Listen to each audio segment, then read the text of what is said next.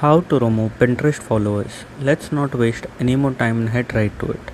Before we head to the video, make sure to hit the subscribe button as it helps the channel grow.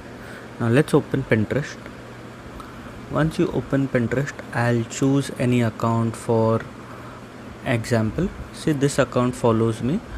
I am currently following. You click on the follow option and you will be able to unfollow it.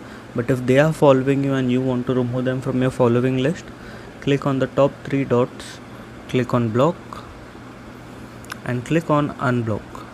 Once you do these two steps, they'll automatically come out from your following list.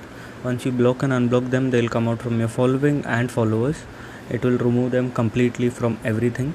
But if you don't want them to view your profile ever again, so the best option you have is to click on the three dots and block them. Once you do that, they'll not be able to even see anything.